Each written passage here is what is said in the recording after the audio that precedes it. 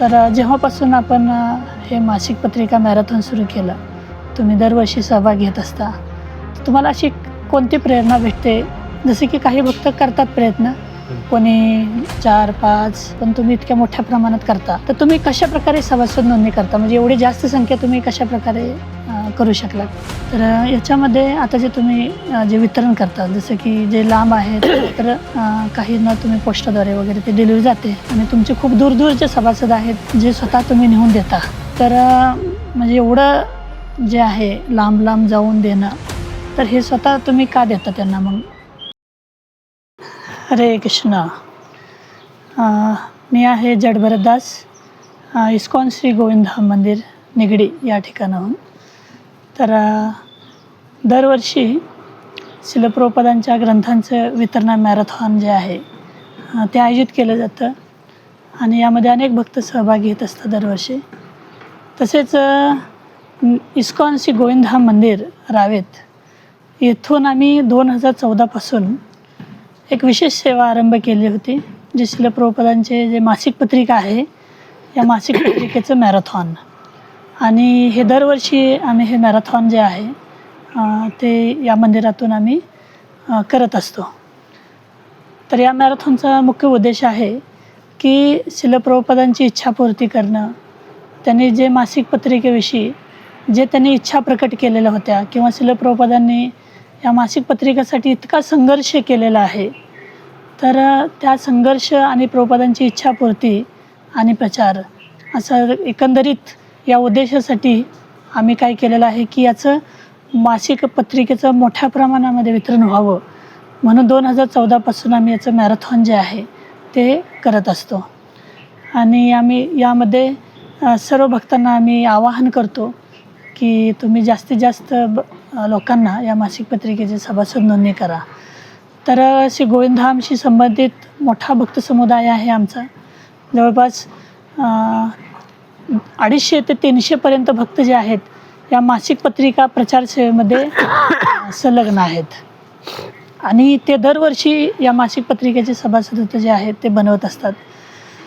तर या आता 2026 या वर्षीही आम्ही ही सभासद नोंदणी अभियान जे आहे ते सुरुवात केलेलं आहे. तर ह्याच्यामध्ये गेल्या अनेक वर्षापासून काही भक्त असे आहेत की जे आपलं पूर्ण समर्पित भावनेने या मासिक पत्रिकेच्या प्रचारासाठी प्रयत्न करत आहेत. याच्यामधून काही भक्तांचे आम्ही अनुभव जे आहे ते आपणासमोर जे आहे ते मांडण्याचा प्रयत्न करत आहोत, की जेणेकरून आपणालाही सर्वांना या मासिक पत्रिकेचं महत्त्व काय आहे तेही समजावं. त्याचबरोबर याच्या प्रचारामध्ये सर्वांनी सहभागी घ्यावा, या उद्देशानं आम्ही हे जे अनुभव जो आहे आपल्यासमोर सादर करत आहे.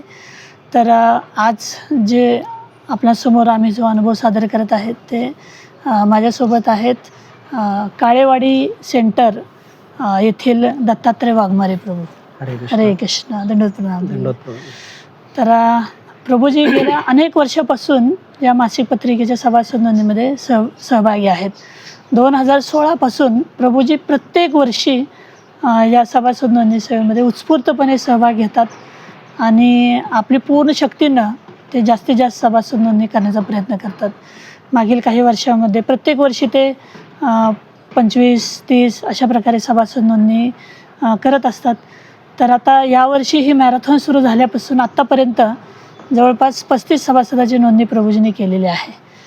तर प्रभूजींना आपण त्यांच्याविषयी, त्यांनी हे सभासद नोंदणी कशा प्रकारे केली, त्यांचे काही अनुभव जे आहे ते आपण त्यांना विचारूया. हरे कृष्ण. हरे कृष्ण. प्रभूजी, तर जेव्हापासून आपण हे मासिक पत्रिका मॅरेथॉन सुरू केलं, तुम्ही दरवर्षी सहभाग घेत असता, तुम्हाला अशी कोणती प्रेरणा भेटते? कशामुळे तुम्ही म्हणजे एवढं उत्साहानं दरवर्षी या सेवेमध्ये सहभाग घेऊन करत आहात सभासद नोंदणी? यामधला माझा एक सर्वात महत्त्वाचा अनुभव सांगतो. म्हणजे आत्तापर्यंतचं, की ज्यावेळेस मी सुरुवातीला जे 5-6 सभासदांची नोंदणी केली होती, तर त्यावेळेस ती नोंदणी करत असताना त्यांनी मला निगेटिव्ह अर्थाने, नाही का, आम्हाला नको आहे, आम्हाला वेळ नाही, काय नाही, ह्या असं त्यांनी आम्हाला सांगितलं मला. तर त्यावेळेस त्यांना मी रिक्वेस्ट करून, माझ्या जवळचेच होते मित्रामधलेच, तर त्यांना मी रिक्वेस्ट करून सांगितलं की असं असं धार्मिक मासिक तुमच्या घरी येत जाईल दर महिन्याला, तुमच्या लहान मुलांसाठी सगळ्यांसाठी त्यात वाचण्यासारखे इतके खूप छान आर्टिकल असतात म्हणलं. तुम्ही एकदा चालू करा म्हणलं. ते चालू केल्यानंतर तुम्हाला माहीत होईल नाही का. तर त्यांनी माझे शब्द ऐकून त्यांनी ते चालू केलं आणि चालू केल्यानंतर माझे त्या 5-6 जणांचं जे रिलेशन होत गेलं. त्यांचं जे मॅगझिन नोंदणी झाली. त्यांचं दरवर्षी मॅगझिन पोहोचलं का नाही. काहींचं बाय पोस्ट होतं, काहींचं बाय हँडमध्ये मी त्यांना देत होतो. तर त्या मॅगझिन द्वारे माझं त्यांचा एक संपर्क वाढत गेला. दिवसेंदिवस त्यांचं कनेक्शन वाढत गेलं आणि असं त्याच्यानंतर मला त्यांचा संपर्क वाढल्यानंतर दिवसेंदिवस मला त्याच्यात उत्साह येत गेला आणि मी नोंदणी करत गेलो. अच्छा, ठीक आहे.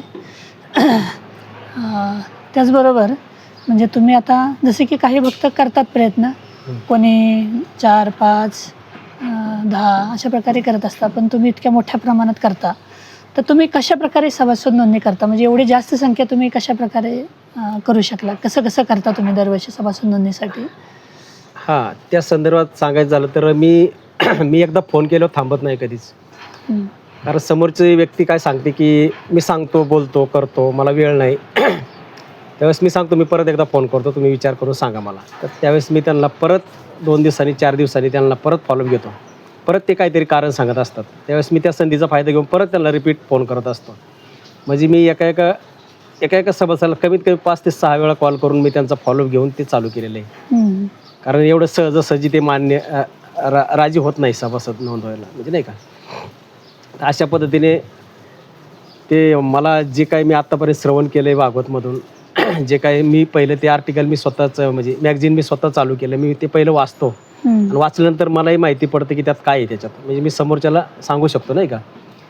तर हे काही मला ऑटोमॅटिक सुचतं त्यांना सांगायला की या मॅगझिनमध्ये काय आहे वाचण्यासारखं नाही का. तर त्यांना ते पटतं आणि ते पटल्यानंतर मी असं प्रत्येकाला माझा मित्रपरिवार जोडलेला आहे. खूप जुना एक शाळेतला आहे, 96च्या बॅचमधली आहेत. परत इथला पुण्यातला पण 1-2 मित्रपरिवारचे ग्रुप आहेत, नातेवाईक आहेत. तर असं आणि कामाच्या ठिकाणचे जे बऱ्याच ठिकाणी काम माझं चेंज झाल्यामुळे तिथलाही बराच संपर्क मी जोडून ठेवला आहे. म्हणजे कोणाचा नंबर मी अजून आज 15 वर्ष झाले त्यांचा नंबरसुद्धा माझ्याकडून डिलीट नाही झालेला. मी त्यांच्या आज संपर्कात आहे. म्हणजे आज 15-15 वर्षानंतर कॉल करून मी त्यांना ते मॅगझिन चालू केलेलं आहे. अच्छा. परंतु मी त्यांचा संपर्क तोडलेला नाही. भलं काहींनी बंद केलं ते मध्ये, परत चालूही केले, पण त्यांचा संपर्क मी कंटिन्यू ठेवला. म्हणजे मॅगझिन त्यांनी घेतलं नाही तरी पण मी त्यांचा संपर्क तोडला नाही. फॉलोअप माझा चालू असतो आणि त्याच्यामुळे ते फोन आपला त्यांना वर्षातून कमीत कमी 4-5 फोन जातात वर्षातून. अच्छा. त्याच्यामुळे त्यांना समजते की हा आपल्याला फोन करतोय. मॅगझिन चालू असो नसो तर फोन करतो मी. त्यांना काहीतरी वाटतं आत्मीयता आपल्याबद्दल नाही का. त्याच्यामुळे ते आणि एकदा मॅगझिन चालू झालं का ते कनेक्शन आपलं घट्ट होतं एकदम. अच्छा. तर आता तुम्ही अशा प्रकारे खूप सुंदररित्या सभासद नोंदणी करत आहात. वेगळ्या संपर्काच्या माध्यमातून आपले संपर्कात जेवढे आहेत त्यांचं. तर याच्यामध्ये आता जे तुम्ही जे वितरण करता, जसं की जे लांब आहेत तर काहींना तुम्ही पोस्टाद्वारे वगैरे ते डिलिव्हरी जाते. परंतु जसं की तुम्ही आता राहता काळेवाडी या ठिकाणी आणि तुमचे खूप दूरचे सभासद आहेत जे स्वतः तुम्ही नेऊन देता. तर म्हणजे एवढं जे आहे लांब जाऊन देणं, तर हे स्वतः तुम्ही का देता त्यांना मग नेऊन? देतो मी त्याच्या मागचं एकच आहे की प्रभुपाद प्रेरणा देतात आणि खूप उत्साह. ह्या सेवेमध्ये इतका उत्साह आहे ना, एवढा आनंद वाटतो ना करायला. म्हणजे जे केल्यानंतरच ते कळतं आपल्याला. आता ते मी सांगू शकत नाही त्याचा आनंद वेगळाच येतो. तो सेवेचा आनंद वेगळा आहे. प्रत्येकाच्या घरोघरी जाणं, त्यांच्यासोबत त्यांचं ते रिलेशन होणं आणि तो एक वेगळंच फिलिंग मला आत्तापर्यंत तोच अनुभव येत गेला. आणि त्याचं अजून एक आध्यात्मिक बेनिफिट असं झालं की आपल्याला जन्माष्टमी झालं, आपल्या इतरातलं अनेक फेस्टिवलमध्ये आपल्याला कलेक्शनसाठी त्याचं एक खूप मोठा त्याचा आपल्याला आध्यात्मिक बेनिफिट झाला. हे कनेक्शन जोडल्यामुळं आपल्याला त्यांच्याकडून हक्काने आपण दान सेवा मागू शकतो आणि ते देतात आपल्याला. असं नाही की नाही म्हणत नाही कुठल्या गोष्टीला ते. आणि रोजची त्यांना एकदा आवड निर्माण झाली का ते मंदिरात भरपूर असेच माझे मित्रपरिवार असंच जोडला गेलेला आहे. आत्तापर्यंत जेवढे जोडलेत ते BTGच्या माध्यमातूनच जोडलेत मंदिराशी. हाच प्रचार झाला BTGद्वारे.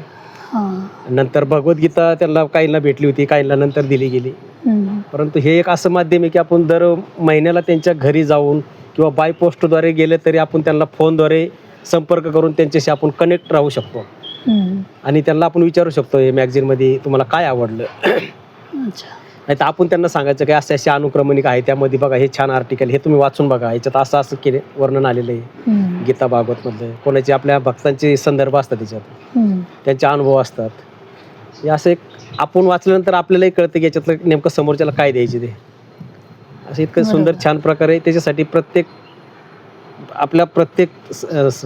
मंदिरच्या भक्तांनी हे सभासद ज्यावेळेस चालू करून वाचतील ना, त्यावेळेस त्यांना समजेल की समोरच्याला आपण हे कसं प्रेरित करू त्यांना घेण्यासाठी.